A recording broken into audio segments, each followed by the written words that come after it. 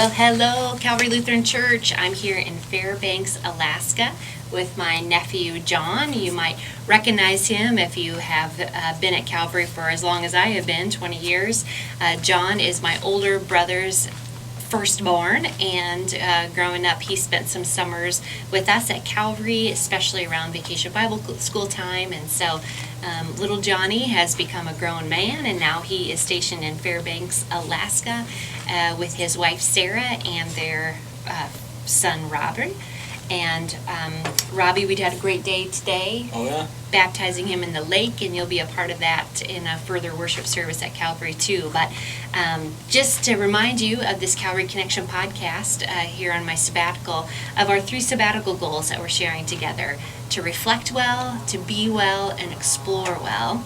And John is here to kind of share in these goals about me and about his life and about his hopes and dreams for our church too. So thanks for spending some time with me, nephew. Absolutely. Always happy to do it. And having us here in Alaska. What a beautiful place to live and to work and to explore, and we'll get to some of those things. But let's start first with our Reflect Well goal. As a congregation, we're celebrating 20 years of ministry together and remembering who we are as children of God. So what's one of your first memories with Auntie, and maybe a first memory at Calvary too?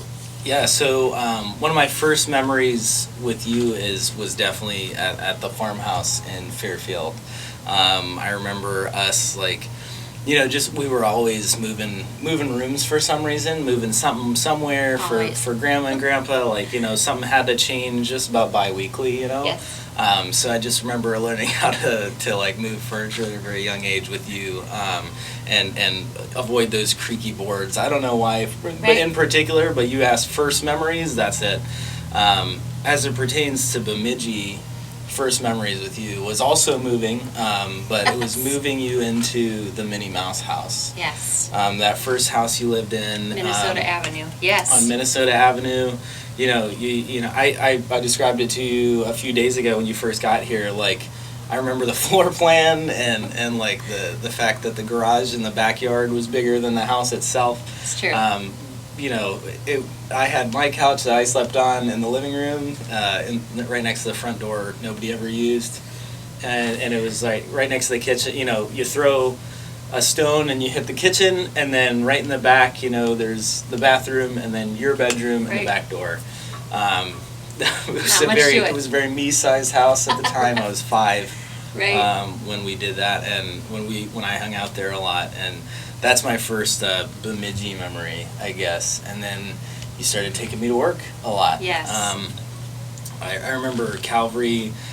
Man alive, when I first saw it, I don't know, we didn't have the gymnasium or the school rooms or that second parking lot or just about anything. It was the worship center, where you hold congregation, and then you had your offices. Right.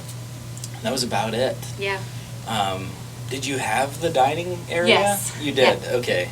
I remember that we spent quite a few hours, wandering around Calvary, and I kind of spent quite a few hours wandering around myself because you were busy. So just trying to get to know a few people and get to know my bearings. So yeah.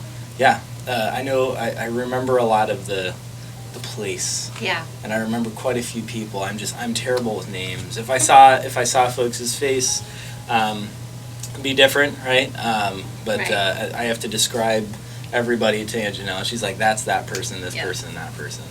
So, yeah. Well, they remember you too, and every once in a while there's a sermon about John or a memory that comes up with peers or something like that, family members that took you in when I had to work during those years. A lot of county fair time and state park time, and a lot of forming friendships. So a lot of great memories. John, like you said, was 5 when I started my ministry at Calvary and kind of grew up as his home church away from home. Absolutely.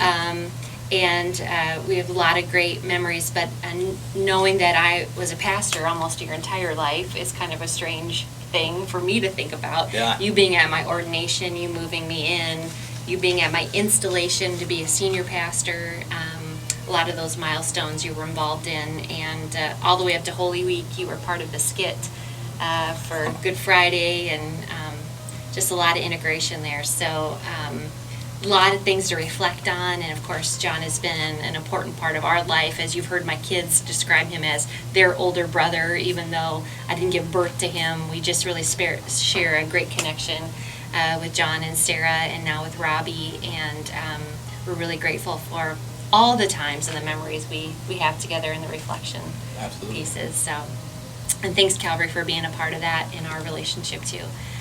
So the second goal that we have as a congregation on sabbatical is to be well, and as a church we're trying to figure out what is God really calling us to do and be, and what things do we need to cut out that other churches can do and be better, so that we are serving God not in a competition way, but really as the best part of ourselves.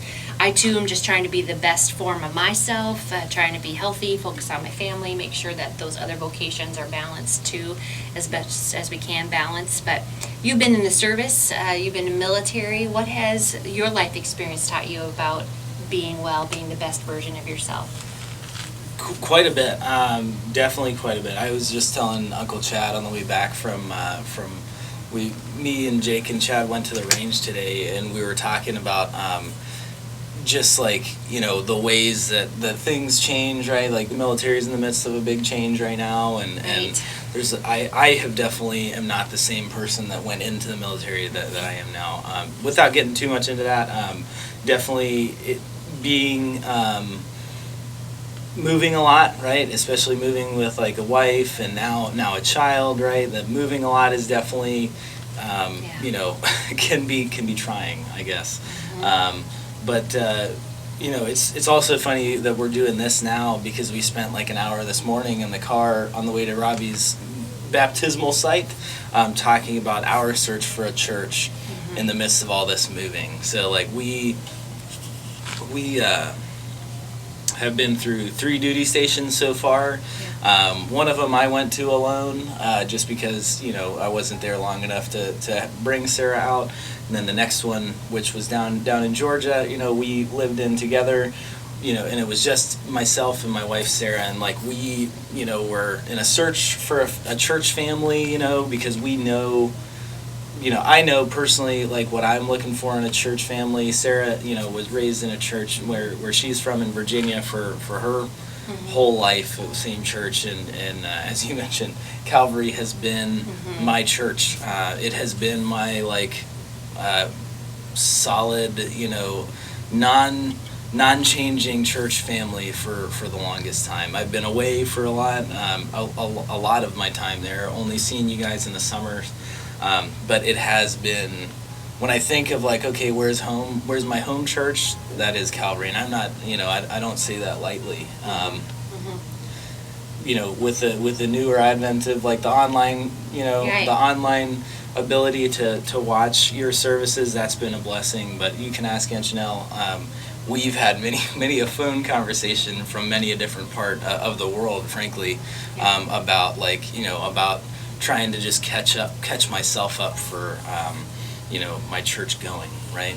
Because we're in that search for a church family, and we're we've tried a few different churches and stuff, and you were asking what churches can change to do better, or whatever the case may be. We've run into a lot of churches that like to preach about what they're doing, as opposed to, just be, feeling that conviction, you know what I mean? Yeah. And that has definitely been trying for us, right? Because we, I'm so used to your form of preaching and just our, as Lutherans in itself, right? Just what was the way you described it? Yeah, so we talked, we live in a Lutheran Mecca, and it's harder to find Lutheran churches Absolutely. outside of the Midwest. My parents obviously went to one that you were involved in too, but yeah, so the Lutheran worship it's not better, it's just different than a lot of what you've experienced. Being a confessional church is what I was explaining to him. So we take seriously. It's the word and the law, right? You're saying. Yeah, law and gospel. Law and gospel. Law and gospel preaching. Yep, and that we confess both our sins and our faith routinely, and how that ritual or routine helps us connect even when we are separated by time and space. So Yes. connected with my nephew John and my dad John in heaven, my uncle John, all of those things. The Lutheran Church has some kind of format that way that feels like it can unite Familiar. us, Yeah. and very familiar.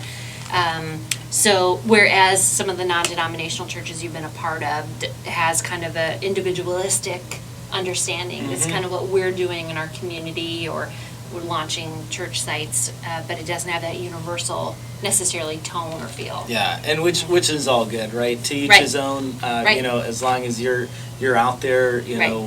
worshiping Jesus Right. and you have that faith, that is like the integral piece, right? Right. That everybody's looking for. It's just funny that Aunt Genelle said it perfectly in the car earlier today. She said that she realized during seminary that and correct me if the time period's wrong, but during seminary that when she was doing when she was saying that uniform. Yep. Lord's Prayer, ritual, Lord's whatever. Prayer, Yep. rituals like throughout service and everything like that. She was saying them in Bemidji, or at the time at Luther, and then now in Bemidji, and for the past 20 years, she was saying the same things as Grandma and Grandpa were saying in Fairfield, Iowa, as like my dad and uncle were doing in Washington D.C. And like wherever family is, as long as you're convening, if you do decide to convene at a Lutheran church, then guess what? You're all worshiping the same way, but miles and miles apart. And there is something to be said about just feeling together like your family. Like I as we mentioned prior, my wife and I have been on the church search, and we've been to non-denominational churches. We've been to a few different types of churches, and whenever we go to a Lutheran church, it just kicks in. I couldn't say the words to different pieces, but of the scripture or of of our rituals off the top of my head, but as soon as it starts, that call and then the response, I got the response. Boom, just done, right? Because it's just been a part of life, and then I realize now that we've been on that search, and as you mentioned, there's not as many Lutheran churches in Columbus, Georgia, Right. next to Fort Benning, Radcliffe, Kentucky, next to Fort Knox, up here and next to Fort Wainwright in Fairbanks, Alaska. There's a couple, of course, but you got to try, you got to try it out and see what works for the family. So every time we go to a Lutheran church, though, the call and response is always there. Yeah. And I have now that I realize that is a thing. I never really thought about it, but when you mention it, wow, right? Yeah. And I think the cool thing about our Be Well goal, not even as individuals, but also as a community of faith, is understanding that that's a unique part of who we are and our identity. And again, not that it's wrong that people do it a different way. It's just a different way to glorify God, connect in your relationship, but making sure that we understand what some of that, how we can be the best version of ourselves, even as Lutherans in Bemidji, really helps us stay grounded and know, again, it's not a competition with these non-denominational churches or any other church. We're worshiping the same God and we want to be in it together, but we can't serve all people all the time, every day. So what can other churches do best that can serve God's kingdom and doesn't feel like we have to do it all? So trying to figure out those things, it'll be great to discover that with you. And that's really what we're doing next, our Explore Well goal. I mean, part of my sabbatical goal was to go explore different lands, and this is our last stop along that journey here in Fairbanks, Alaska. But as a church, we're going to have a strategic plan and explore what God is calling us to next in our land, the land that God has given us at Calvary, and what is God calling us to do. So you've had a lot of exploration around the world, and even growing up throughout your life, you didn't stay in the same school. Very long, no. No, moved a lot, that's for sure. Moved a lot. So what kept you grounded through all that time of exploration? There was definitely a lot to it. Just the moving around, especially for a young kid. Now I'm just used to it. It's just it's old hat at this point. Kept me grounded. definitely being involved with churches around wherever I was. I remember like in Iowa, whenever up to once I started going to church camp, going back to Okoboji, and being there, and like that was my thing for a while, and that was the thing to look forward to during the year. And before that, when I was in like VBS age and stuff, going to whether it was First Lutheran or Calvary, that was, VBS was a big thing, and that was something to look forward to. And once I got a little older, helping out was a lot of fun for me. And then another thing was also like and y'all in the congregation will probably laugh, but it was the farm work during the summer that I looked forward to, because where I lived throughout the year, there was not very much farming. There's not very much farming in near Washington D.C. or around those parts, but we moved a lot in metropolitan areas. So for me, the big piece was like, man, I'm gonna go back to Fairfield. I'm gonna help out there, and then I'm gonna go up to Minnesota, split my time between Bemidji and Bagley. I'm gonna go to the farm as much as I can and just work. I really enjoyed that, and I very much look forward to being able to do that myself, and then to be able to show my son what that is, right? That it was being part of that church family and that farm work specifically was kept me grounded, gave me something to look forward to. And it's very fun. That's great. Well, Alaska's been a beautiful place to explore, and our family has been able to do quite a bit of exploring while we've been here. We have a few more days left, and today, again, we'll end how we started. We were blessed this morning to be a part of Robert's baptism in the natural glacier lake here, which was just an amazing day. It was an amazing sight. And again, you'll be a part of that in a future worship service here at Calvary. But exploring well is something else that there's a lot of land God has given us to enjoy, and we sure have been enjoying it on sabbatical. And I know that God's going to show us the future land that we have at Calvary, the plans God's laying out for us to be the best church we can be. So thanks for tuning in to this Calvary Connection podcast. We're joining us today in Fairbanks, Alaska with my nephew, John, and we'll be back in Bemidji soon and look forward to picking up our ministry where we left off. So thanks for watching. Thanks for having me, everybody.